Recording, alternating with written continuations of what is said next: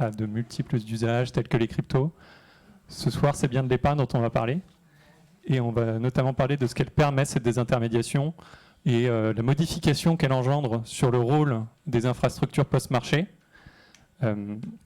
Voilà, donc pour parler de tout cela ce soir, et notamment de cette première partie qu'on va aborder, je vous prie d'accueillir Mathilde Descourtis, directrice associée chez Seabird. Laurent Marocchini, directeur de l'innovation chez Société Générale Security Services. Christophe Lepitre, CEO Business. Bonsoir. Jean-Marie Catala, directeur général délégué de Groupama Asset Management. Bonsoir. Et Rémi Cunat, directeur des actifs en unité de compte chez Generali. Bonsoir. Peut-on commencer, a-t-on le go côté régie?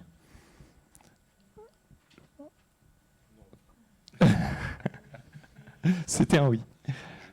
Je vous propose donc de commencer. Et pour commencer, peut-être qu'on peut parler des facteurs qui ont permis à cette disruption d'émerger sur le marché. Rémi, qu'est-ce que vous en avez pensé de cela? Quels ont été, d'après vous, les principaux facteurs qui ont permis à la blockchain de s'affirmer? Alors oui, effectivement, pourquoi la blockchain est aujourd'hui émergente? Je vais vous apporter la réponse d'un assureur, c'est-à-dire d'un acheteur de fonds qui achète des fonds à un asset manager, qui est donc le vendeur de ces fonds. Et je pense qu'il y a deux aspects. Le premier, c'est que c'est une activité ancienne. Si on regarde il y a 20 ans comment fonctionnait ce sujet, finalement, la technologie n'était pas là. Deux, les enjeux pour les assureurs n'étaient pas si importants qu'ils le sont aujourd'hui en matière de distribution en unité de compte. Et donc on a trouvé des prestataires de services qui se sont installés entre celui qui achète et celui qui vend pour fournir du service, un agent de transfert, un fournisseur de data, quelqu'un qui va réguler, tenir le registre, etc. Et la techno a bouleversé ce sujet-là. Et aujourd'hui, des solutions de cette nature émergent.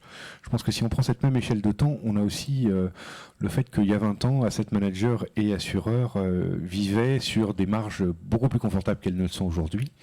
La concurrence y était bien moins active et virulente. La concentration de ce marché ne s'était pas faite telle qu'elle est aujourd'hui représentée, en tout cas sur le marché français. Et du coup, comme les volumes n'étaient pas très importants, les coûts associés à cette activité sous-traitée par ces multiples service providers étaient négligeables. On est dans un autre monde aujourd'hui où, je ne vous l'apprends pas, les taux sont très bas, le fonds euro est quand même très très difficile à vendre et pas une bonne solution pour un client assureur de long terme. Donc les unités de compte ont pris une part importante, mais aussi où la pression réglementaire, la concurrence s'est beaucoup accrue et chacun, dans son métier, assureur ou asset manager, cherche évidemment à cruncher ses coûts, à chasser des points de base et tous ces services qui apportent plus aujourd'hui de valeur ajoutée puisque la technologie est là pour remplacer tout ça, on cherche à en diminuer les coûts et donc ces solutions-là permettent de poursuivre ce type d'objectif. Du point de vue asset management, qu'est-ce que vous voyez de plus, Jean-Marie? Alors, je dirais que du côté des producteurs, il y a fondamentalement deux types de facteurs, deux familles de facteurs. Les facteurs économiques, et je ne reviendrai pas sur ce qu'a dit Rémi, je le partage totalement. Donc le niveau des taux, je rajouterai, parce que quand on a des taux à zéro, l'équilibre économique est beaucoup plus compliqué, donc ça nécessite des investissements et une revue du modèle économique. Moi, j'insisterai plutôt sur le côté réglementaire. Nous sommes une industrie régulée, à la fois côté producteur et à la fois côté distributeur. Et l'évolution de la réglementation au cours des dernières années a changé beaucoup de choses. Qu'est-ce que ça a changé? Je prendrai juste un exemple. C'est qu'aujourd'hui, le distributeur doit justifier de sa prestation de service et de son amélioration de prestation de service par rapport à la rémunération qu'il a. Et donc, un peu schématiquement, il y a deux façons de justifier une prestation, ou une rémunération du moins.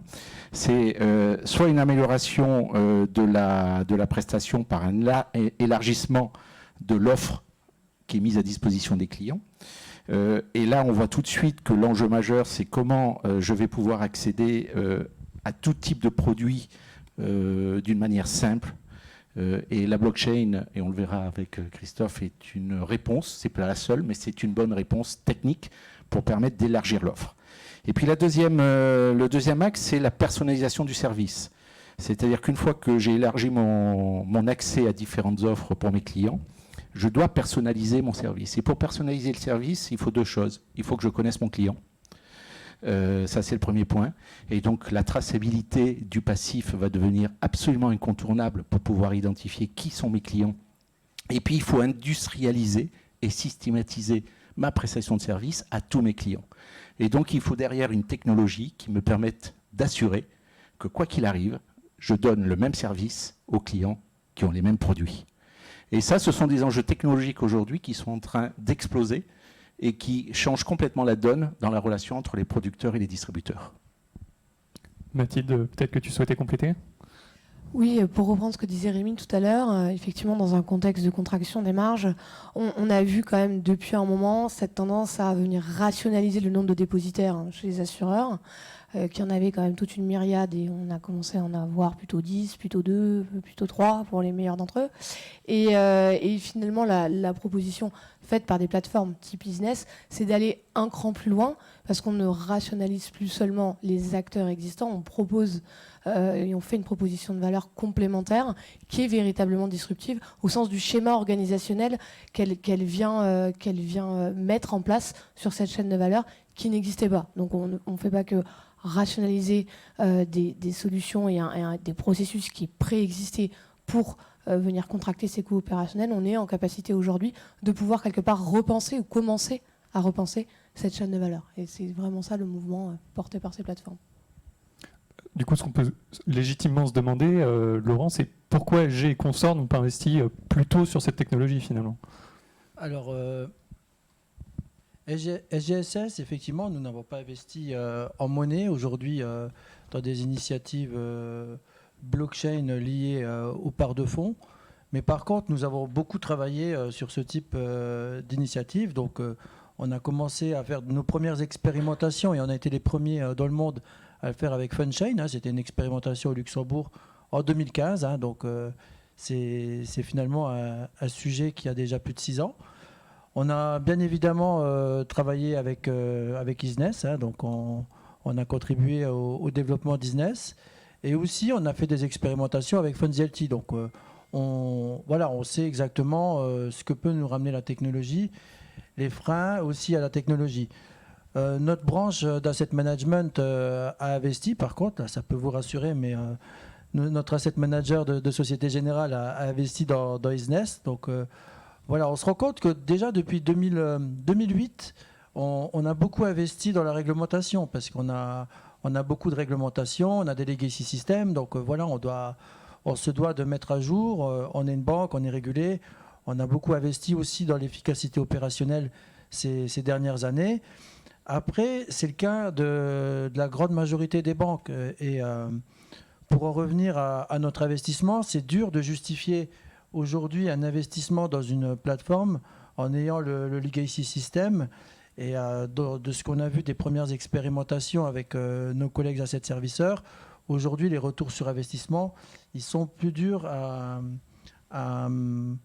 confirmer, à maîtriser côté asset servicing aujourd'hui. Donc, c'est évidemment une voie royale pour les nouveaux entrants. Et justement, Christophe, comment vous vous positionnez chez Isness sur ces créneaux-là ? Le positionnement d'Isness, il a été très bien décrit par vous deux, par Mathilde, puisque c'est un positionnement complètement innovant. En fait, c'est un projet, mais peut-être vous le savez déjà, qui a été porté historiquement par une communauté de sociétés de gestion et qui a été rejoint ensuite par des investisseurs institutionnels.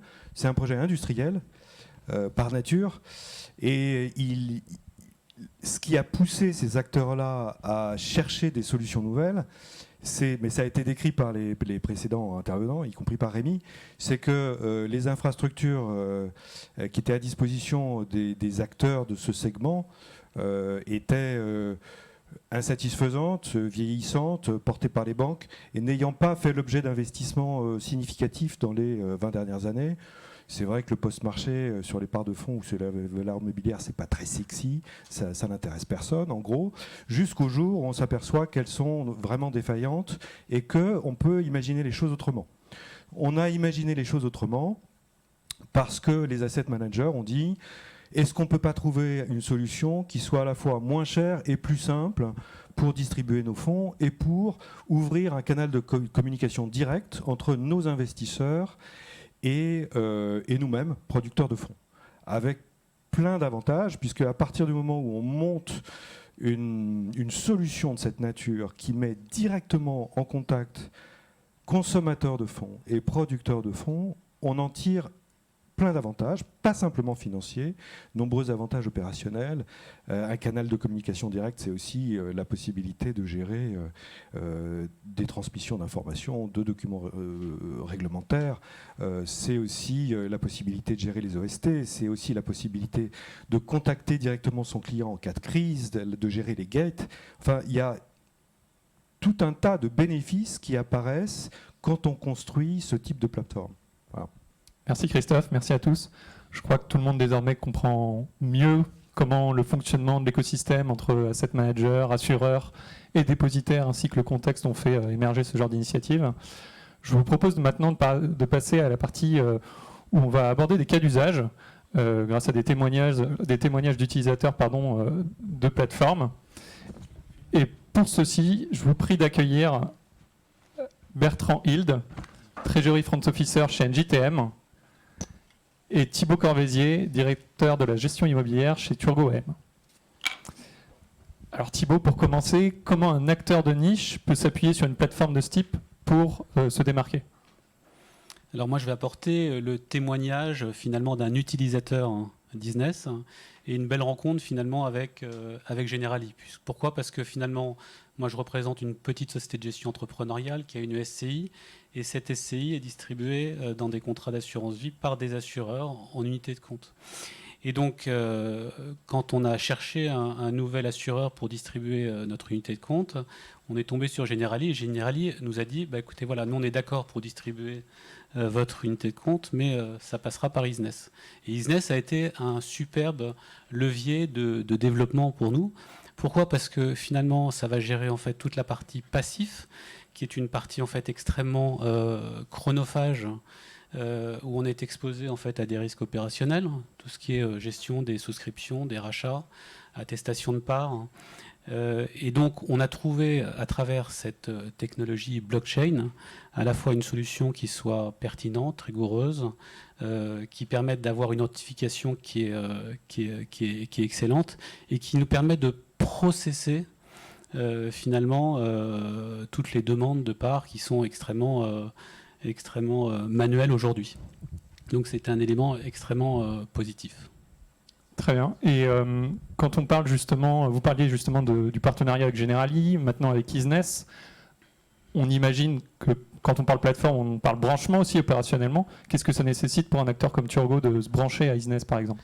Alors on a la chance en fait chez Turgot d'avoir une culture générale, une culture digitale, pardon, culture générale aussi, mais culture digitale. Voilà. La culture digitale, on est des vrais entrepreneurs. La SCI qu'on lance en fait est une SCI extrêmement innovante. Donc on est extrêmement ouvert. En fait, il y a un peu les early adopters et puis il y a les followers. Donc nous on fait partie plutôt de cette première famille et on s'aperçoit que finalement c'est très simple parce que finalement rentrer sur Isness c'est une API, c'est facile de se connecter. On a besoin de renseigner des informations sur le fonds, sur la valeur de la part. Et après, tout en découle. Donc c'est extrêmement simple. D'accord. Et côté Bertrand, donc chez Engie, qu'est-ce que ça nécessite pour un corporate et qu'est-ce que ça apporte surtout de se brancher à une plateforme d'investissement pour notamment la réception-transmission d'ordre ? Donc bonsoir à tous. Donc faut savoir nous chez Engie, on investit une grosse partie de notre trésorerie dans des fonds monétaires pour des raisons de liquidité quotidienne, pour des raisons de stabilité, d'équivalence cash. Donc la première des raisons pour qu'on utilise Isness, elle est financière avant tout, vous en doutez bien. Isness ne facture pas de frais de garde, ni de frais de transaction. Par le système de blockchain, il remplace le circuit traditionnel des banques donc des titres bookés via un compte titre. Et donc la solution est gratuite pour l'investisseur. La deuxième raison, la solution Isness est perçue comme innovante, notamment en ce qui concerne la réception-transmission des ordres.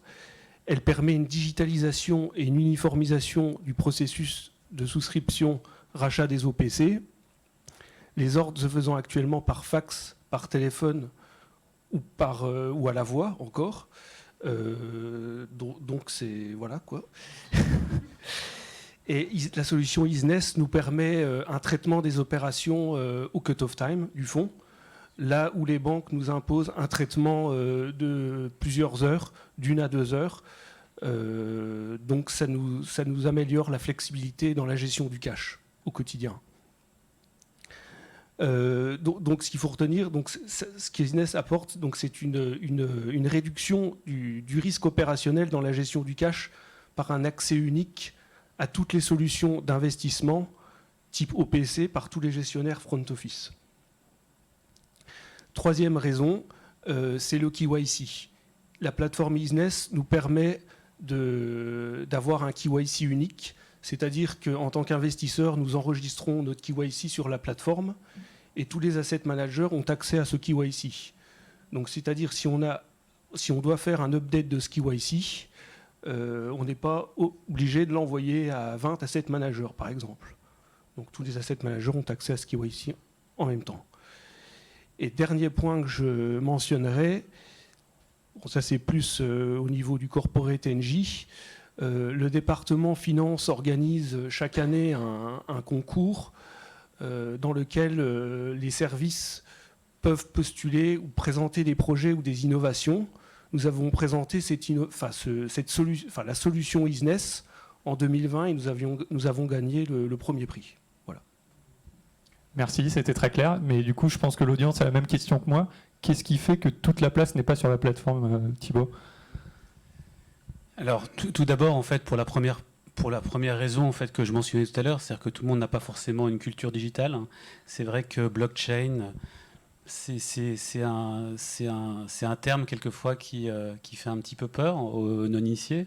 Donc il faut avoir cette culture en fait, digitale. Après, ce qui se passe, si tout le monde n'est pas sur Isness aujourd'hui, c'est que finalement, nous, en faisant ce choix-là, on va être à la fois sur Isness grâce à Generali. Et encore une fois, c'est extrêmement positif pour nous. Mais notre objectif, ça va être aussi d'amener les autres assureurs partenaires aux côtés de Generali, de telle manière à ce qu'on n'ait pas besoin de gérer à la fois Isness et puis ce qu'on gérait par ailleurs avec les autres assureurs qui restent extrêmement manuels, chronophages, avec des risques opérationnels. Donc tout l'enjeu, et c'est comme ça d'ailleurs qu'on construit les relations avec nos partenaires assureurs, qui sont des partenaires avant d'être c'est distributeurs, mais partenaires. Et l'idée, ça va être de travailler avec Generali, avec Isness, de telle manière aussi à amener ces autres acteurs qui sont importants dans la dynamique de notre fonds vers Isness, de telle manière à ce que Isness devienne notre solution unique et dans l'intérêt de tous, dans notre intérêt bien sûr en tant qu'utilisateur. On voit bien que tous les risques opérationnels qu'on mentionnait sont des risques opérationnels qui a du côté aussi assureur. Mathilde, peut-être que tu voulais dire un mot en plus de Thibaut là-dessus ?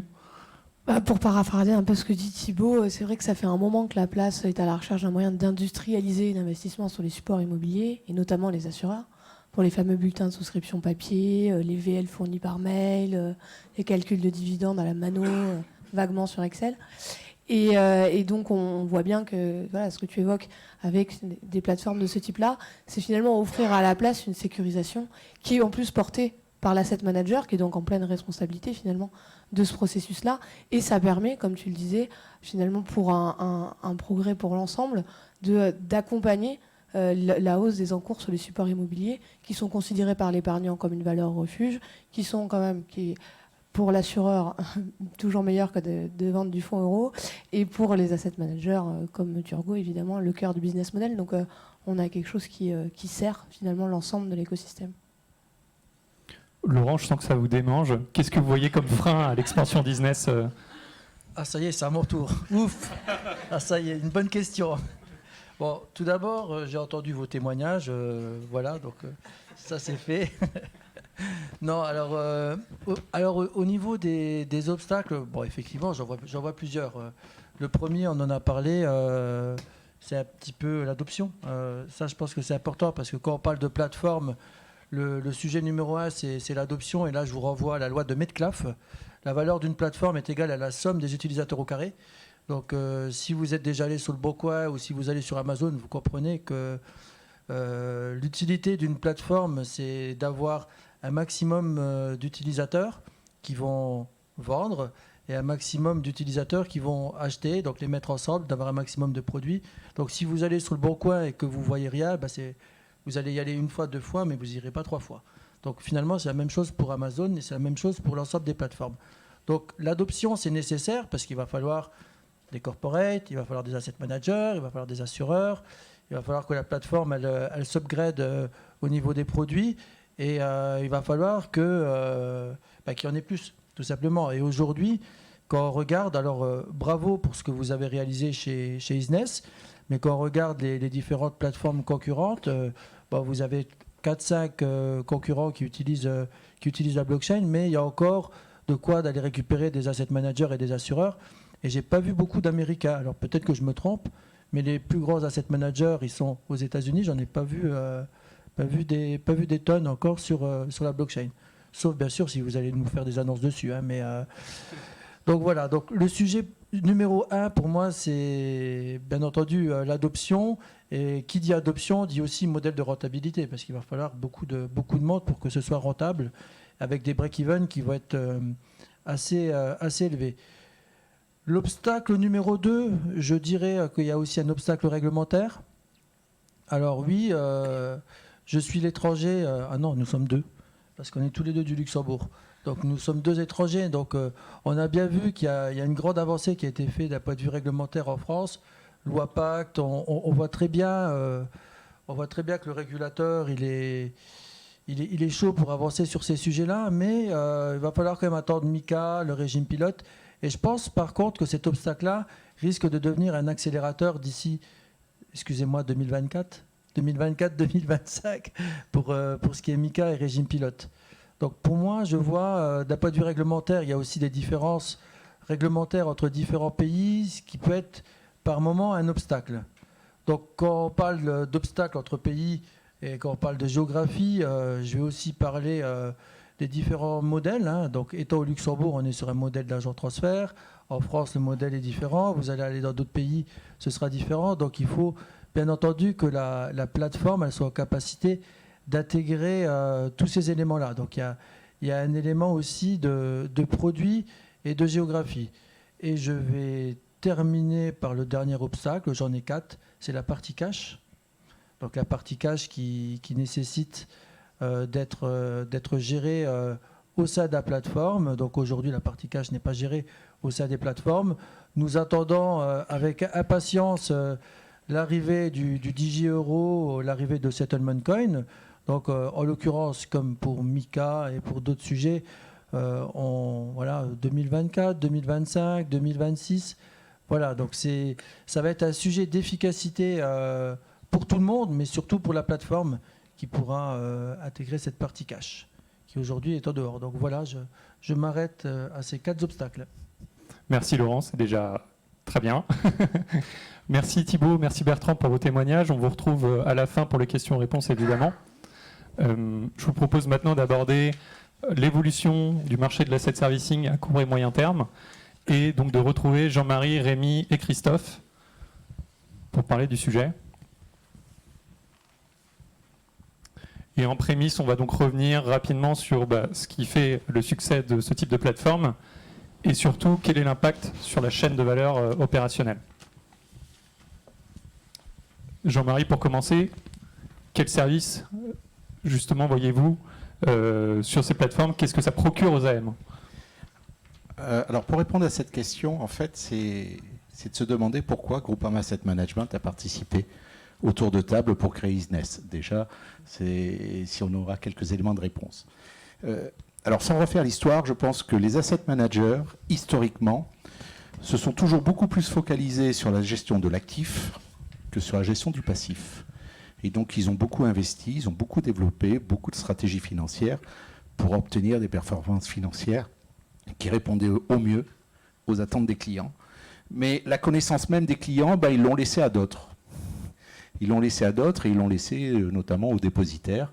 Et ils en avaient une information plus ou moins complète, plus ou moins régulière, jusqu'au moment où on s'est aperçu d'un double phénomène. Le premier phénomène, c'est que la prestation de service vis-à-vis d'un client nécessite de connaître le client. Et donc, il y a eu une prise de conscience générale des producteurs de gestion de dire la gestion d'actifs, c'est bien, mais la connaissance du passif, c'est aussi pas mal. Et en plus, on va établir des liaisons entre gestion d'actifs et gestion de passifs de manière à avoir encore plus d'efficacité financière.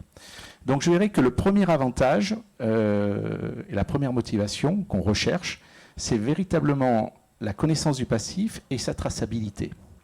Alors, le sujet, c'est pas tellement de connaître que Madame Michu est cliente de mon produit. Certes, il le faut, parce qu'en plus, on a maintenant des obligations réglementaires, lutte anti-blanchiment, etc., etc. Donc, on a un certain nombre de choses à faire en même temps que le distributeur, voire en plus du distributeur. Mais je pense que derrière, quand je parle de connaissance du passif, c'est d'aller même un peu plus loin.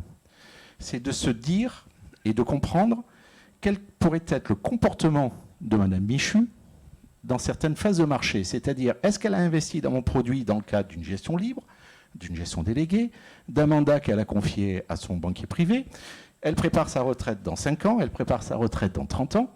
Et ça va induire du comportement dans certains contextes de marché. Et de pouvoir mieux comprendre comment mon passif va se déformer dans certaines phases de marché. S'il y a un crack action demain, si elle a investi pour 30 ans, elle ne va peut-être pas du tout réagir de la même façon que si elle a besoin de ses capitaux dans 6 mois. Et donc, c'est bien cette compréhension comportementale de mon passif qui va être déterminante et qui va être une information de très grande qualité pour mon gérant. Parce que je vais lui dire, voilà mon petit gars, ton passif, il est comme ça. Donc, si tu investis dans certaines stratégies plus ou moins liquides, parce que le sujet de la liquidité est vraiment majeur dans nos marchés aujourd'hui, il faut que tu construises des stratégies peut-être différemment. Donc, le premier enjeu, et je parle d'enjeu pour un asset manager, c'est la connaissance et la maîtrise de son passif et la façon dont on va établir des passerelles entre la construction de l'actif et la construction du passif. Le deuxième point qui a été abordé également, et c'est aussi un véritable atout parce que c'est quelque chose qu'on est obligé de faire mais qui n'apporte pas beaucoup de valeur entre guillemets, c'est le KYC. Donc la fameuse documentation du client. On fait tous les mêmes KYC pour les mêmes clients. C'est complètement anti-économique, si je puis dire. Et le fait d'avoir une solution qui nous permette d'avoir un document unique disponible, mise à jour régulièrement, c'est à la fois une facilité pour les investisseurs, comme cela a été dit, mais également une facilité pour les sociétés de gestion, parce que c'est un gain de productivité qui est économiquement très efficace. Pour y arriver, il faut quand même qu'on se mette tous d'accord sur ce qu'on appelle un KYC. Et ça, c'est un autre sujet. C'est un autre sujet parce que tous les RCCI, c'est responsables de la conformité, n'ont pas les mêmes lunettes. Et ils ont parfois des tendances à lire la réglementation d'une certaine façon par rapport à d'autres. Donc il y a des écarts. Et le gros apport ou le retour d'expérience que j'ai eu avec Isness, c'est qu'on a été capable de se mettre plusieurs asset managers autour de la table et de trouver une zone de cohésion et de cohérence pour créer un KYC qui va à tout le monde. Enfin, qui va à tout le monde, qui va déjà aux asset managers qui sont dans le tour de table d'Isness.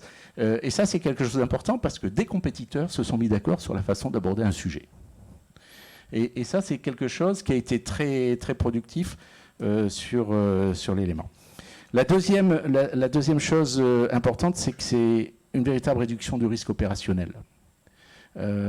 Pour les OPCM très classiques, c'est assez fléché, il n'y a pas de souci, mais pour les OPCM qui sont de plus en plus atypiques, et la loi Pacte nous amène sur des horizons de gestion qui sont de plus en plus longs, et donc qui vont nous amener sur des classes d'actifs de moins en moins liquides, qui ont des particularités, des modes de fonctionnement, des modes de souscription, des modes de rachat qui vont sortir du cadre, et qu'on traite aujourd'hui à la mano. Et ça, c'est aussi anti-économique. Et donc, c'est cette réduction du risque opérationnel qui est absolument essentielle. Après, il y a le troisième élément. Est-ce que ça va nous faciliter la distribution internationale? C'est encore une question. C'est encore une question pour moi, parce que pour les éléments qui ont été présentés, c'est censé le faciliter, mais il y a de telles particularités entre les différentes cultures, ne serait-ce qu'européennes, hein, sans même parler d'Américains ou d'Australiens, mais entre un investisseur italien, espagnol et français, c'est pas la même chose. Et donc, il faut les acclimater, il faut les accompagner. Ça prendra du temps, probablement, mais c'est incontournable. Merci. Et Rémi, du coup, côté investisseur, qu'est-ce que ça change finalement d'être sur une plateforme d'investissement basée sur la blockchain? Alors, sur le plan opérationnel, ça ne change pas grand-chose. C'est-à-dire que ça n'a pas du tout perturbé les équipes, puisque l'appontage des systèmes d'information de Generali à Isness a été un sujet très light. Et du coup, les collaborateurs qui, tous les jours, monitorent le carnet d'ordre n'ont même pas vu qu'il se passait quelque chose. Finalement, c'est un nouveau dépositaire. Un de plus. Alors Mathilde me tense en me disant il faut absolument rationaliser vos dépositaires. On l'a fait. On est parti de 23, mais on en a encore 14, dont Société Générale Security Services, qui est le principal sur notre activité, que nous désintermédions malgré toute l'affection que je porte à Laurent. Donc ça ne change pas grand-chose sur le plan opérationnel. Évidemment, ça coûte beaucoup moins cher. Nous, tous les coûts de souscription rachat, de recours routier se disparaissent. C'est plus rapide, c'est plus efficace. C'est effectivement, on diminue le risque opérationnel par cette traçabilité, cette inviolabilité du registre que l'on a sur la blockchain. Et puis, élément important, ça permet de recréer ce lien peer-to-peer avec le producteur, les producteurs, et ça c'est un élément extrêmement important parce que c'est une belle voie pour tout un tas d'autres sujets d'économie de charge ou d'efficacité opérationnelle. Je prendrai simplement un exemple. C'est une conversation que j'ai eue longtemps avec mon voisin de droite qui est, je suis quand même assez contrarié de devoir acheter de la donnée gratuite. Paraître être un sujet curieux, mais une société comme Generali qui travaille sur 5000 unités de compte avec 320 contreparties, sociétés de gestion différentes, ne peut pas s'organiser autrement que d'aller chez un data provider pour acheter l'AVL, le KID, le DC, les OST, les CARAC, les données statiques, etc. Et puis je m'aperçois que mon camarade de droite, lui, il paye ce même data provider pour diffuser la donnée. Et donc on est dans une situation où on a un client, un fournisseur qui a priori s'entendent bien, un fournisseur qui est ravi de me donner cette donnée puisque je suis investi dans le fond et donc il n'a aucun problème. Et pour autant, le système actuel fait que lui va payer Tartampion Services pour diffuser cette donnée à ses clients et les clients vont payer ce même Tartampion pour acheter de la donnée. On est quand même dans une situation assez ubuesque et pour autant c'est ce que l'on vit tous au quotidien.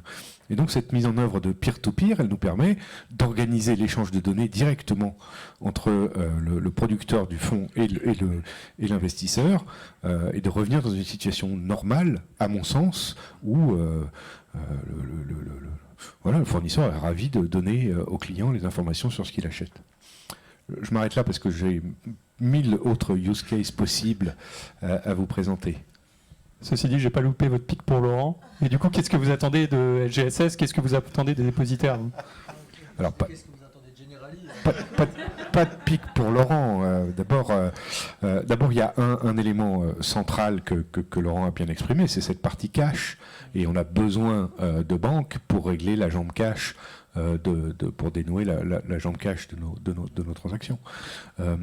Ensuite, effectivement, ce mouvement-là de transfert d'une partie de nos encours dans la blockchain, il déshabille un peu l'activité de Laurent qui, pour autant, a certainement à réinventer un peu un bout de son métier vis-à-vis des investisseurs pour refabriquer de la valeur ajoutée, ou en tout cas des services qui portent de la valeur ajoutée, parce que force est de constater que, cher Laurent, ce que je vous enlève sont des services d'une banalité force, où la valeur ajoutée en tant que telle n'est plus ce qu'elle a pu être il y a 20 ans quand la technologie n'était pas là. Donc rien de personnel. Et on a besoin des banques pour la stabilité financière, mais également pour assurer cette partie cash qui sera sans doute un jour substituer avec les monnaies numériques de banque centrale et l'euro-token tel qu'on l'envisage et dans laquelle d'ailleurs ISNES a participé dans une expérimentation. Et Laurent, du coup, quels impacts financiers vous anticipez sur votre activité finalement avec l'avènement de ces différentes plateformes? Alors, je vais rassurer Rémi, on a le même problème pour les NAV aussi, parce que quand on calcule des valeurs nettes d'inventaire, on est obligé d'acheter des datas, et ça peut être des datas de chez vous, ça peut être des datas de notre voisin, et on peut même acheter des datas qu'on a déjà produits. On s'est aussi rendu compte de ce problème-là en tant qu'asset serviceur. On a regardé, on a été sollicité sur une initiative pour s'échanger des datas et de se bypasser des data providers. Donc, il y en a qui veulent se bypasser des dépositaires et il y en a d'autres qui veulent se bypasser des data providers parce qu'ils coûtent très très cher, peut-être encore plus cher que les assets serviceurs d'ailleurs. Et voilà, bon, on s'est rendu compte que ce n'était pas forcément un modèle rentable. Donc, je sais que l'initiative, elle est morte quelques mois après. C'était il y a 3-4 ans en arrière, mais ça vaudrait peut-être le coup de s'y pencher à l'avenir. Donc, les impacts financiers. Les impacts financiers, vous entendez un chiffre ou Dites-nous. Non, alors je vais pas forcément donner de chiffres, mais bien entendu, on est conscient que avec l'avènement des plateformes, on a certains de nos clients qui vont passer par les plateformes. On en a parlé juste avant avec Rémi, donc ça, on sait qu'on a déjà 2-3 clients qu'on a perdu sur une partie de notre gâteau, entre guillemets. Bon, c'est peut-être pas forcément la bonne expression sur une partie du gâteau, mais ça, on en est tout à fait conscient. Et on est aussi conscient qu'on a fait pas mal d'études statistiques. On est une banque. L'asset servicing, c'est une partie de la banque, parce que la banque, ça couvre une multitude de métiers. Au sein de l'asset servicing, la partie souscription-rachat, c'est aussi une partie, parce qu'on a encore beaucoup d'activités comme la gestion de l'actif, l'autre métier de dépositaire, entre guillemets, pour la partie conservation, etc. Donc, on a regardé les différentes études. Aujourd'hui, on estime le marché de la tokenisation des fonds d'investissement d'un point de vue mondial à peu près 5 trilliards. Donc, on sait qu'il y a 10% du marché qui peut être tokenisé. Donc, en partant de là, on sait à quoi s'attendre dans l'avenir, mais bon. Et justement, comment vous voyez les dépositaires réagir par rapport à cette modification du marché? Alors, comment on va réagir? Alors ça, c'est une question pour Darwin. Je pense que ça, c'est une question pour moi. La désintermédiation, on va dire que la désintermédiation ne signifie pas disruption, mais Rémi l'a souligné, je ne dis pas ça parce qu'il est client de SGSS, ça signifie réinvention chez nous. Ça peut signifier disruption si on ne fait rien, mais si on travaille et qu'on est sérieux comme chez SGSS, ça signifie réinvention. Donc, effectivement, le monde de l'asset servicing va changer. Il a changé déjà il y a de ça 20 ans, quand on est passé du papier à l'électronique. On a créé des infrastructures qui sont performantes, peut-être pas assez d'après vous, mais on va dire qu'ils sont quand même performantes. Et maintenant, on va passer du monde électronique au monde digital. Et donc, il va y avoir beaucoup de changements qui nous attendent dans les prochaines années. Donc aujourd'hui, on se focalise sur la partie fonds d'investissement, mais il faut penser à la partie equity, il faut penser à la partie obligations, real estate. On va dire, quand on regarde le métier d'un point de vue global de l'asset servicing et le métier de banque, on va dire, je ne dis pas que la partie fonds, c'est petit. C'est pas ce que je suis en train de dire. Mais ce que je suis en train de dire, c'est qu'il y a un moment donné, il faut faire des choix. Donc je vois que les top 8 asset serviceurs dans le monde, ils ne se positionnent pas sur la partie fonds.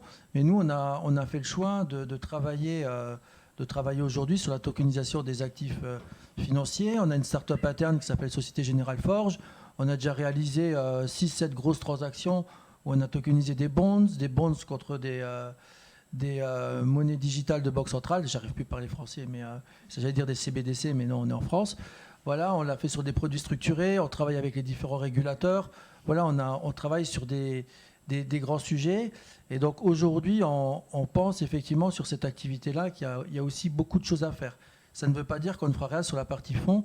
Je pense sur la partie fonds, on peut éventuellement changer de fusil d'épaule si d'autres assets serviceurs, parce qu'aujourd'hui, on a surtout remarqué que les différentes initiatives de blockchain sont portées par des assureurs et des asset managers, mais pas par des assets serviceurs. Mais si demain, on a 3-4 assets serviceurs qui toquent à notre porte et qui disent on veut créer un modèle dédié aux assets serviceurs, ça ne nous empêchera pas d'y aller. Et encore avant-hier, il y en a un qui est venu toquer à ma porte pour créer quelque chose avec 2 assets serviceurs. Donc, je suis sous NDA, je ne pourrais pas te dire les noms, hein, bien sûr.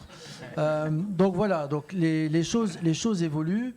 On fait tout pour avancer et on fait tout pour surtout se réinventer parce que voilà, si on perd une partie, l'objectif c'est de se focaliser sur de la valeur ajoutée et de créer les métiers de demain pour être acteur du changement. Super, merci. Et Mathilde, comment tu vois les choses, toi, de ton côté ? Je rejoins ce que disaient Rémi et Laurent d'un point de vue, nous, ce qu'on voit se dégager quand même sur le marché, et sur tout ce qui est infrastructure de marché justement, c'est la naissance de plein de plateformisation servicielles sur l'ensemble de la chaîne de valeur, front, middle, back. On voit tous les acteurs engagés. Laurent vient d'en parler, les assets serviceurs d'un côté. Alors je ne sais pas si l'idée c'est de faire 2 camps, mais bon, on pourra en reparler. Mais il y a bien les éditeurs sont sur le créneau, les assureurs également, les asset managers, les assets serviceurs. C'est un mouvement de place. Il y a des partenariats qui s'opèrent aujourd'hui. On travaille d'ailleurs sur certains d'entre eux. Donc ça c'est une vraie tendance. La vraie question, c'est de voir comment l'écosystème va bouger, quel type de partenariats vont se nouer. Est-ce qu'effectivement, on va faire quelque chose type Océan Rouge, on va faire 2 clans et on verra à la fin qui est le plus gros et qui fonctionne, ou est-ce qu'on va faire quelque chose de plus partenarial, de plus écosystémique, avec des ponts entre acteurs qui aujourd'hui étaient silotés et le seront peut-être moins demain. Voilà, pour moi, c'est ça le mouvement. Ouais, quand je t'entends, je me suis dit, j'ai oublié peut-être de dire quelque chose. Donc je parlais effectivement de disruption, de réinvention. Mais ça ne nous empêche pas de travailler avec ce nouveau monde. C'est un peu, quand on parlait des fintech au début 2010, elles vont tout disrupter. Mais finalement, on s'est rendu compte qu'elles ne disruptent pas forcément, mais on travaille, on collabore avec les différentes startups. Et je pense que dans l'avenir, on va collaborer avec des acteurs qui peut-être vont nous prendre une partie du gâteau. Donc on va collaborer avec, mais ça va surtout nous donner des idées pour créer de nouveaux services ensemble. Et peut-être qu'avec ces acteurs-là, on créera des nouveaux services ensemble. Donc c'est vraiment la collaboration fintech, nouveau monde et monde d'aujourd'hui, je ne vais pas dire ancien monde. Hein. Et le monde d'aujourd'hui, clairement, ça va être des vrais sujets d'actualité. Relation win-win alors. Et justement, à court terme, Jean-Marie, comment vous voyez ces initiatives s'inscrire encore davantage dans l'écosystème ? Alors, à court terme, de quoi avons-nous besoin ? Ça revient à ça. Alors, je pense qu'on n'est vraiment pas encore au bout du chemin sur la traçabilité et la connaissance du passif. Donc il y a encore beaucoup de travaux et de concepts à développer. Donc c'est vrai que des initiatives comme Business permettent d'accélérer, de faire prendre conscience à la fois aux sociétés de gestion. Le régulateur aussi pousse, parce qu'aujourd'hui, en tant que société de gestion, on doit faire des stress tests de passifs. Et donc, pour faire un stress test de passif et que ça veuille dire quelque chose, il faut bien segmenter mon passif. Et donc il y a encore beaucoup de travaux de place qu'on doit développer ensemble pour se mettre d'accord sur une segmentation du passif. Donc je pense que pour que la technologie puisse passer à un nouveau stade, il faut quand même qu'on ait des travaux de collaboration des différents acteurs pour qu'on se mette d'accord sur la façon de traiter le passif et de l'identifier, comme je l'ai indiqué tout à l'heure. Après les sujets d'actualité, entre guillemets, en tout cas le régulateur est très présent vers les sociétés de gestion, c'est la gestion de la liquidité. Je veux dire, on vient de vivre plusieurs années où des tombereaux de liquidité ont été versés sur les marchés financiers, ce qui veut dire qu'on a quelque part, quoi qu'on en dise, un excès de liquidité qui circule. Et donc le problème de cette gestion de la liquidité, à un moment donné, va se faire rappeler à l'ordre. Et on s'est déjà fait un petit peu peur en début d'année 2021 sur des sujets de liquidité sur les OPCM monétaires. Et donc, la façon de gérer la liquidité et de gérer la déformation du passif, notamment avec des outils tels que les gates, va devenir essentielle et centrale. Et centrale sur toutes les classes d'actifs, pas uniquement sur le monétaire, mais sur toutes les classes d'actifs. Et aujourd'hui, ce sont des dispositifs qui sont vieux comme le monde, entre guillemets, notamment au Luxembourg, c'est largement développé, mais ce n'est pas du tout industrialisé. C'est-à-dire que si vous demandez à un dépositaire de mettre en place des gates, potentiellement des gates, c'est à la mano. Donc ils nous disent on saura faire si sur un produit, sur un fonds, sur un mouvement, mais si c'est toute la place qui vient activer des gates au même moment, et en général on activera lorsqu'il y aura un pépin sur les marchés, donc tout le monde sera pris dans la tempête, là il n'y a aucun outil de place qui sait les gérer. Et je pense que les nouveaux outils, les nouvelles technologies devraient se pencher sérieusement sur le sujet, parce que ça sera probablement moins coûteux de le développer à partir d'une feuille blanche que de modifier ou de faire évoluer des systèmes informatiques assez anciens, et sur lesquels, quand vous tirez un fil, vous avez le mur qui arrive, et donc c'est beaucoup plus compliqué. Donc je pense que ça, c'est le deuxième sujet qui me paraît tout à fait incontournable. Troisième sujet, on parle de la blockchain, et pour l'instant, la blockchain, on l'a abordée sur le côté passif, puisque c'est le client, l'identification, la conservation des titres. Il y a quand même un sujet de gestion d'actifs, qui est la data. Et je suis étonné qu'on ne se pose pas la question de savoir comment on peut utiliser la blockchain pour les gérants. Pour les gérants, puisque eux, leur valeur ajoutée, c'est à partir du traitement de la donnée. Et on a un excès de données, et comme tu l'as dit tout à l'heure, on la paye dans tous les sens, ça coûte de plus en plus cher. Il y a des oligopoles qui savent très bien se défendre, et c'est souvent libellé en dollars en plus. Et donc je pense que si on arrivait à utiliser des outils tels que la blockchain pour recréer un écosystème de traitement de la donnée, de conservation de la donnée, pas que financière, mais extra-financière, je pense qu'on pourrait aussi avancer sur des sujets beaucoup plus efficaces pour l'industrie. Merci Jean-Marie. Rémi, après avoir eu la vision de Laurent, après avoir eu la vision de Jean-Marie, côté Generali, comment vous voyez vous inscrire finalement sur ces plateformes d'investissement? Alors, on se voit en plusieurs étapes. À très court terme, les premières actions qu'on entreprend, c'est évidemment d'onboarder les encours gérés par les sociétés de gestion du groupe General Investment Luxembourg, puisque Isnes peut désormais opérer à Luxembourg, comme il peut également opérer en Irlande. Donc General Investment Luxembourg, General Investment Partners, Sycomore, la galaxie, je dirais, des boutiques d'asset management de Luxembourg, d'asset management de Generali. Ce qu'on essaie de créer également, c'est que l'écosystème soit rejoint par d'autres asset owners, d'autres assureurs, de manière à ce que ça crée encore plus d'attractivité sur le volet des asset managers. On est dans une situation un peu où le chat se mord la queue. Quand on discute avec des asset managers, ils nous disent oui, mais il n'y a que Generali qui achète des fonds ou Generali et Apicil qui achètent des fonds sur cette plateforme. Ça m'intéressera quand il y en aura plus. Quand on discute avec les asset owners, ils disent oui, mais si c'est pour acheter les fonds des 15 sociétés de gestion qui sont aujourd'hui présentes, alors que moi je travaille avec 200, ben, voilà. Donc il faut créer cet engouement collectif pour que cet écosystème qui, je le rappelle, est conçu par des asset managers et détenu par des asset managers et des asset owners, et donc qui préside à la destinée et à la roadmap de cette plateforme. Il faut qu'on arrive à créer ce mouvement pour que pour qu'il y ait cet effet boule de neige. Et on y arrive plutôt bien, même si je suis toujours impatient, mais ça c'est ma nature. Sur les encours de Generali dans la plateforme, évidemment, on n'a pas ambition de basculer l'intégralité de nos encours unités de compte plateforme. Laurent, rassurez-vous, il y aura encore à manger. Ce que l'on projette à un horizon de 3 ans, c'est d'avoir entre un quart et un tiers de nos encours en blockchain, mais surtout plutôt 40 voire 50% du volume d'ordre, parce que c'est bien sur la fréquence que l'économie pour un assureur se fait. En parallèle, évidemment, on envisage et on discute avec les autres sociétés d'assurance du groupe, en Italie, en Espagne, en Suisse, en Autriche, au Portugal, pas mal de contacts, en Allemagne, pour qu'ils adoptent aussi ce dispositif et que ça nous permette également de bénéficier de cette technologie, Generali France ayant essuyé les plâtres et mis en route le dispositif.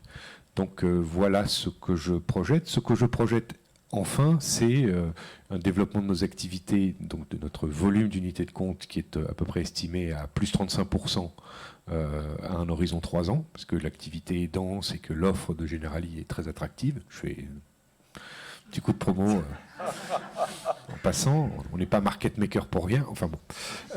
Et du coup, ça veut dire que l'usage de la plateforme va me permettre de faire des économies d'échelle et de maîtriser à la fois mes coûts financiers, évidemment, qui ne seront plus proportionnels au volume, mais également d'arriver à maîtriser quelques ETP qu'il aurait fallu que je recrute pour assumer cette croissance et qui vont voilà, qui ne vont pas être nécessaires parce que l'industrialisation, la digitalisation de toutes ces tâches manuelles que nous réalisons, par exemple, sur les sociétés civiles immobilières, sont totalement disparaissantes dans la technologie. Donc j'ai aussi des gains d'effectifs et de charges à un horizon de moyen terme.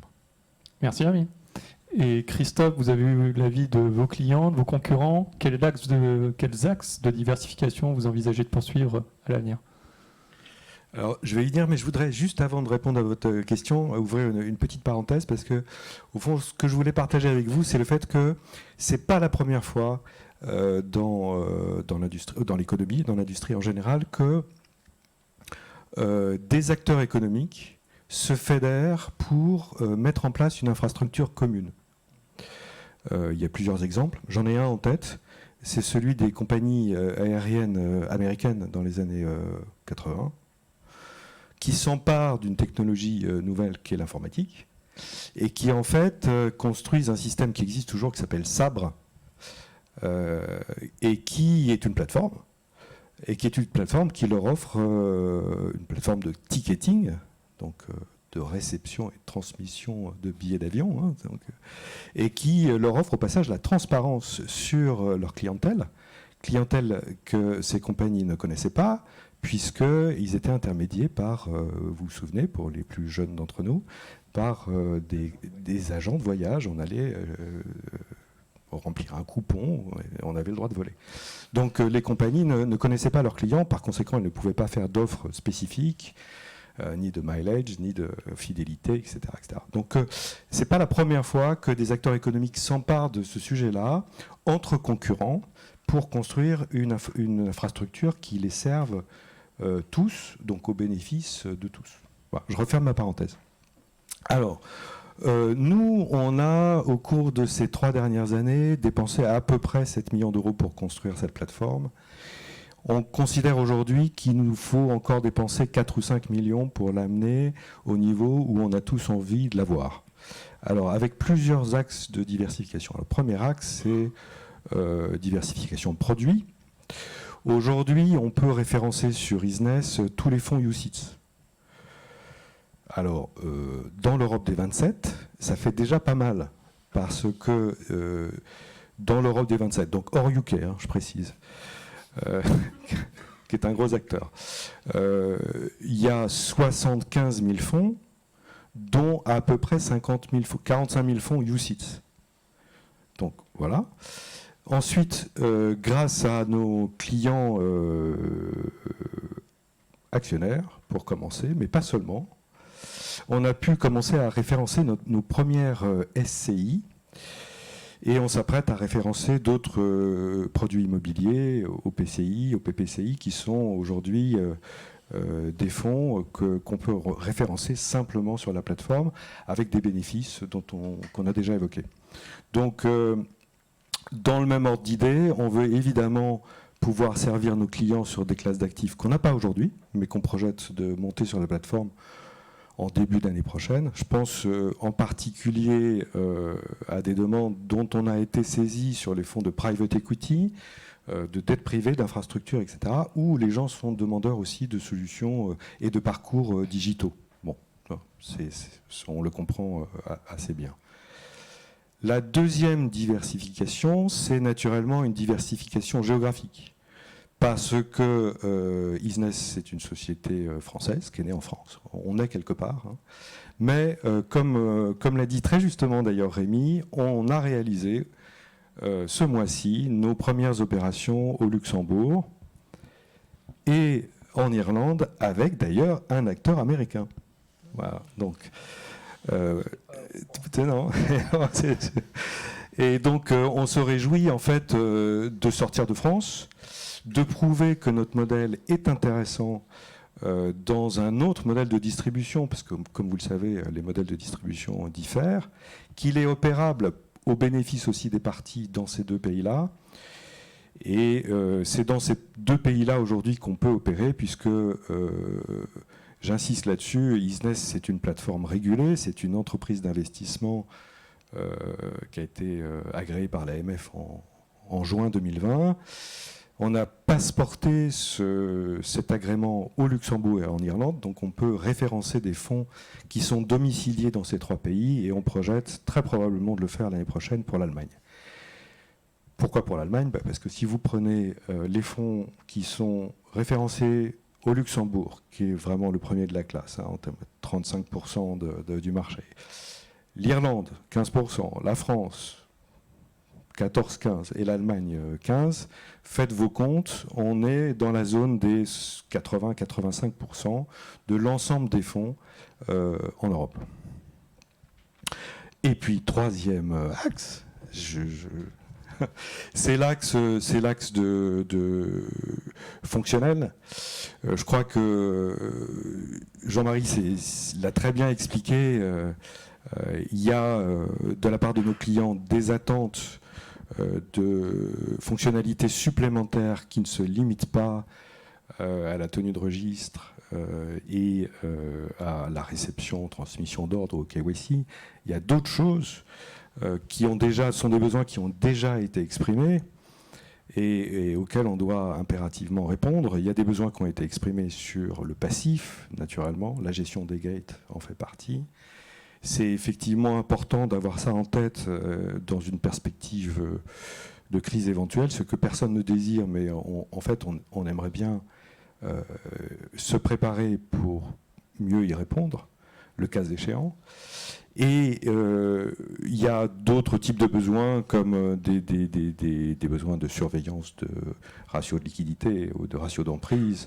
Il y a aussi des besoins un peu par capillarité qui sont exprimés sur l'actif. C'est-à-dire à partir du moment où on gère le passif, on reçoit de la part de nos clients des demandes sur l'actif. Il y a évidemment beaucoup d'assureurs qui sont intéressés par ce qu'on pourrait proposer en termes de transparence au sens de solvabilité 2, etc. Donc on est saisi d'un certain nombre de demandes auxquelles on pourra pas répondre seul probablement, donc ça passera par sans doute des partenariats avec des gens qui ont déjà fabriqué des solutions. On ne va pas tout refaire nous-mêmes, je pense que ce serait pas raisonnable. Donc on réfléchit à ça, on passe beaucoup de temps aussi à essayer d'imaginer quelque chose de plus complet en termes d'offres fonctionnelles. Et si on prend un peu de hauteur maintenant et qu'on se positionne sur le marché de la distribution de fonds, à 5 ans, comment vous le voyez évoluer, vous ? Merci pour cette question. Alors, en fait, Laurent a donné des éléments de réponse. Parce que quand il mentionne des obstacles, je pense qu'il mentionne aussi des problématiques. Je crois que la distribution de fonds, c'est quand même pour moi un mystère, dans la mesure où, dans l'Europe des 27, c'est un produit extrêmement standard. On a 2 réglementations produits qui sont assez stables maintenant, UCITS et AIFMD. C'est un produit qui est totalement digital, non périssable, donc normalement facile à distribuer.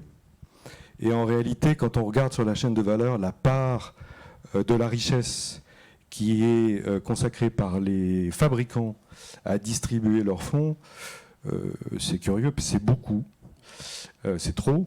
Et c'est plutôt, on a l'impression d'être plutôt dans l'industrie du luxe, ce qui n'est pas le cas.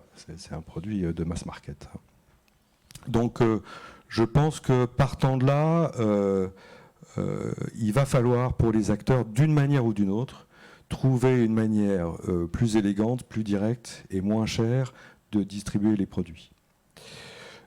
Après, je pense que un des deuxièmes thèmes qui est pour moi très très clair, c'est l'adoption de la blockchain comme étant un outil, une technique comme les autres, enfin parmi d'autres, pour répondre à un certain nombre de besoins. Je crois qu'on le voit bien, mais ça je suis sûr que Laurent sera d'accord, dans le monde industriel, quand nous on parle avec des clients industriels, corporate, ce sont des gens qui utilisent une ou plusieurs technologies blockchain déjà dans leurs opérations. Dans la finance, c'est peut-être un peu moins avancé. Et donc je pense qu'une des tendances qui est amorcée et qui va se confirmer, c'est l'adoption de la blockchain ou des blockchains comme, je ne parle pas des cryptos, soyons bien clairs, comme un élément pouvant être utilisé, une technique comme les autres, pour apporter des solutions. Après, et je crois que Jean-Marie l'a évoqué aussi, si vous regardez la distribution de fonds en Europe, elle est très locale.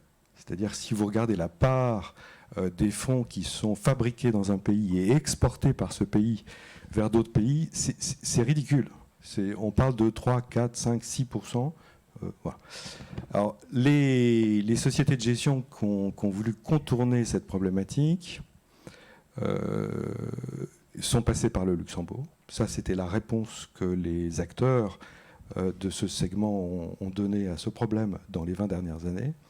Isnes propose autre chose. C'est-à-dire que notre fonctionnement fait que, même s'il est vrai qu'il y a d'autres types de freins culturels, parfois fiscaux, etc., à la distribution à l'international, techniquement, on lève une barrière à la distribution à l'international. C'est-à-dire qu'il devient facile, on a eu encore cette discussion avant la conférence, il devient très facile, j'insiste, de vendre un fonds français à un investisseur, où qu'il soit d'ailleurs, il peut être très bien hors de l'Union européenne, dès lors qu'il arrive à réaliser son KYC sur la plateforme, il est tout à fait éligible. Et donc ça c'est un fait nouveau parce que les infrastructures actuelles ne le permettent pas. Dernier point qui est en route, même si, et ça c'est Laurent qui le disait, c'est vrai que l'horizon est un peu flou et ne dépend pas de nous, c'est l'émergence d'une monnaie numérique de banque centrale, au moins pour les paiements dits de gros. C'est-à-dire ce n'est pas forcément un outil qui va être mis à disposition des particuliers, que nous sommes, donc pas pour les paiements en retail, mais au moins pour les paiements réalisés par des acteurs régulés, donc des banques, des entreprises d'investissement, B2B, dont nous sommes. Alors ça, c'est un projet qui est parti. Je crois que les banques centrales ont été suffisamment inquiètes de l'émergence de Libra et des stablecoins pour réagir de manière assez vigoureuse. Et effectivement, Isnes a été mentionné, mais Isnes a participé à une expérimentation menée par la Banque de France en fin d'année dernière, il y a presque un an, où on a tout simplement, dans un fonds de Groupama d'ailleurs, deux de nos clients ont réalisé des investissements en monnaie digitale de banque centrale émise à l'occasion par la Banque de France dans un fonds monétaire de Groupama le matin. Le midi, on était content, et puis on a revendu le soir. Comme ça, on n'avait pas de création monétaire, ce qui était très important pour la Banque de France. Il ne fallait pas émettre quelque chose qui n'a pas d'existence juridique aujourd'hui. Alors, qu'est-ce que ça a prouvé, cette histoire ? Ça a prouvé qu'en fait, on pouvait le faire. Nous, on a travaillé 4 mois sur le sujet, mais ça s'est très très bien passé. Donc, au fond, nous, on est prêts. Alors maintenant, voilà. Et alors, je voudrais, pour conclure, enfin, en tout cas de mon côté, il y a quelque chose qui m'a fait réfléchir il n'y a pas très longtemps. C'était une remarque de Villeroy de Galhau, donc le gouverneur de la Banque centrale, enfin de la Banque de France, qui disait en réponse à, je crois, le représentant de la Fédération des banques françaises, qui se plaignait des relations un peu tendues qu'il avait avec les fintech. Et il leur disait, il parlait publiquement en leur disant « Ne vous trompez pas d'adversaires, nos adversaires sont les GAFA, et elles s'intéressent au paiement, elles s'intéressent au crédit. Un jour, elles vont faire irruption sur le terrain de l'investissement. Essayez de vous organiser avant ça. » Donc voilà. Merci Christophe. Mathilde, qu'est-ce que tu souhaiterais ajouter à ce qu'a dit Christophe et pour conclure du coup ? Pour conclure, et effectivement, je suis évidemment pleinement d'accord avec ce que vient de dire Christophe. On voit bien que les axiomes de la métamorphose de ces infrastructures de marché sont posés. Finalement, le mouvement est en marche. Et comme souvent, quand on vient disrupter un marché qui était très oligopolistique, on va avoir certainement une phase d'accélération motivée par tous ces partenariats qui vont se mettre en place.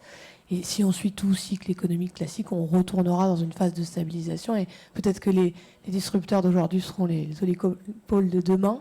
Mais pour l'heure, on voit bien qu'on a les premières barrières qui ont été levées et certainement des pans entiers encore qui restent aller, comme le disait Christophe, un petit peu bousculer pour voir où est-ce qu'on peut aller faciliter, gagner en efficience et en coût et en risque.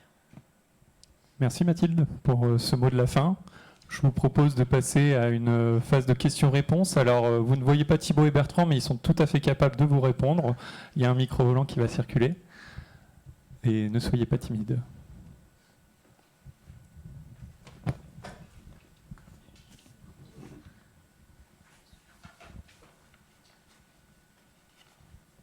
Je vais regarder rapidement sur le live si on a trouvé des questions.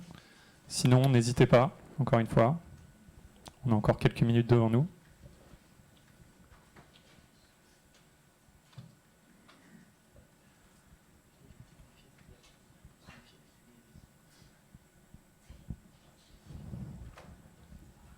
Donc c'est une question, moi, je ne sais pas, peut-être pour Christophe ou sinon pour tout le monde. Avez-vous quelque chose de prévu avec la blockchain, notamment des smart contracts, pour le paiement des rétrocessions de distributeurs ? Merci de cette question. Alors, je devrais presque laisser Rémi répondre là-dessus, parce que je sais que c'est un de ses sujets favoris. Oui, alors, le modèle, vous l'avez compris, le modèle qu'on a construit et qu'on veut promouvoir, c'est un modèle de base de données unique qui est partagé entre l'investisseur et la société de gestion. Par conséquent, le travail de rapprochement des inventaires qui sont la base du calcul des rétros, c'est quelque chose qui n'a plus d'objet, en fait, parce que tout le monde est d'accord sur le fait que tout le monde peut accéder à la même donnée, et comme il y a unicité de données, il n'y a plus de travail de rapprochement entre trois bases de données différentes, comme on peut le voir aujourd'hui. Donc, ça, c'est la première. Je sens que Rémi piaffe à côté. Est-ce que tu veux rajouter quelque chose? Parce que c'est vrai que ce sont des besoins qui sont très vifs dans le segment des assureurs vie. Donc, je pense qu'il en parlera mieux que moi. Puis je le reprendrai après la parole s'il me le laisse. Je t'en prie. Merci Christophe. C'est vrai que c'est un sujet sur lequel on a beaucoup discuté avec Jean-Marie et avec d'autres asset managers. Le principe d'Isness, c'est de partager un registre commun. À partir du moment où on passe nos ordres via Isness, la société de gestion comme moi-même reconnaissons au même moment et au même endroit nos positions. Or, quand je regarde le cycle de production d'une facture de rétrocession d'un asset owner vers un asset manager, je m'aperçois qu'en fait, on va passer 80% du temps à récupérer des attestations dépositaires, les envoyer à l'asset manager, qui lui, de son côté, n'a pas les mêmes, donc va faire un décompte, comparer la position jour après jour pour essayer de retrouver l'encours moyen qui ne correspond pas à l'encours moyen que l'assureur m'a donné, se passer des coups de fil, des engueulades, des crispations, des négociations, etc., pour un truc qui est fondamentalement inutile. À partir du moment où j'achète à Jean-Marie des parts de son fonds et que notre registre commun, il est commun, à la fin du trimestre, la machine va me calculer l'encours moyen, qui est forcément mon encours moyen, mais qui est forcément le vôtre aussi.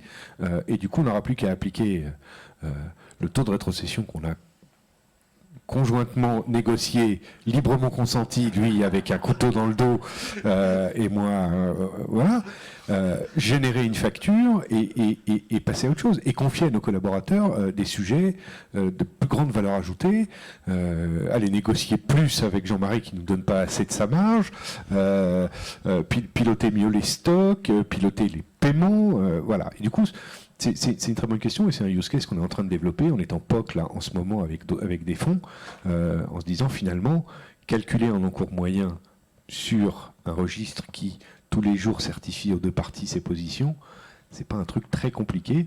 L'important c'est que nativement l'information, on la partage et on la reconnaît des deux parties par construction. Je te redonne la parole, Christophe. Vous voyez, elle en parle beaucoup mieux que moi. Hein. Donc, nous, on travaille évidemment à ça, parce qu'on a été saisi du problème très tôt. On est aussi dans un écosystème, c'est-à-dire que nous, on se doit de travailler avec des éditeurs externes qui sont des fabricants de solutions de calcul de rétro ou de gestion de passifs. Donc, on a des discussions qui sont aujourd'hui entamées avec plusieurs d'entre eux pour pour que cette donnée circule de manière fluide dans les IT déjà en place chez nos clients. Et d'une manière générale, comme on veut faciliter, vous l'avez compris, l'adoption de la solution, on va être, nous, très souple sur la façon dont on implémente. D'ailleurs, c'est ce qu'on a vécu ensemble, hein, puisqu'on a mis 3 mois et demi pour mettre Generali sur la plateforme, pour rentrer en production avec Generali. Donc on se glisse, on s'adapte au process, au workflow, aux syntaxes, aux protocoles d'échange d'informations qui sont en place. On n'est pas là pour bouleverser cet aspect de l'IT de nos clients. Je voudrais peut-être juste témoigner sur ce dernier point parce que, pour renforcer ce que vient de dire Christophe, à partir du moment où nous avons fait le choix d'intégrer le dispositif business, il faut bien voir que, encore, pour nous, c'était de faire coexister un nouveau système à des systèmes existants. C'est-à-dire que même s'il y a beaucoup d'atouts, la première étape, c'est qu'on va plutôt rajouter une complexité, puisqu'on rajoute un nouveau circuit, en plus des circuits existants, puisque tout n'a pas basculé sur business. Et donc la façon dont les équipes business ont conçu leur dispositif et les investissements qu'ils ont fait pour venir se plugger à notre chaîne informatique a 2 avantages majeurs. Le premier avantage majeur, et c'est vraiment un avantage managérial au niveau de Groupama Asset Management, au niveau de la société de gestion. Le premier avantage, déjà, c'est de s'assurer que nous avons une chaîne informatique qui sait accepter des nouvelles technologies telles qu'Business d'une manière relativement simple, parce qu'en quelques mois, être en capacité d'intégrer complètement la chaîne informatique d'un asset manager, je pense que tous les asset managers n'en sont pas capables. Premier point. Donc déjà, ça permet d'avoir une lecture de la résilience et de la robustesse de la chaîne informatique de l'asset manager qui est assez importante. La deuxième chose, c'est quelque chose de très motivant pour les équipes. De très motivant pour les équipes, justement, de pouvoir intégrer ce nouveau type de dispositif, cette blockchain, dont tout le monde parle, sur lequel tout le monde fantasme, et nous, on arrive à le faire, entre guillemets. Et donc, on n'est pas les seuls à le faire, mais on arrive à le faire, et donc c'est aussi une dynamique managériale très importante. La troisième chose, c'est, et je dirais après les difficultés, parce que c'est pas si simple que ça, in fine. La troisième chose, c'est que ça pose aussi beaucoup de questions avec un nouvel acteur qui arrive comme ça, sur le partage des responsabilités. Quand on est câblé à travailler avec le dispositif classique, historique, les choses sont claires, on sait qui fait quoi, on sait qui est responsable de quoi, on a le régulateur qui a bien défini. Quand on a un blockchain qui arrive, mais qui est responsable de la position, comment on réconcilie tout ça, parce que mes clients, ils sont à droite, à gauche et sur business. Comment je fais la somme de 1, 2 et 3 pour arriver à ma position? Ça crée beaucoup, non pas de perturbations, mais beaucoup de questions sur lesquelles, et d'un point de vue juridique, et d'un point de vue technique, et d'un point de vue de conformité, ce sont des investissements qu'il ne faut quand même pas négliger derrière. Donc tout ça est quelque chose qui ne faut pas sous-estimer, qui peuvent être des freins pour certains, mais qui, compte tenu de la façon dont ça se développe et de la souplesse d'intégration du dispositif, est totalement surmontable. Je voudrais juste rajouter un point, très rapidement.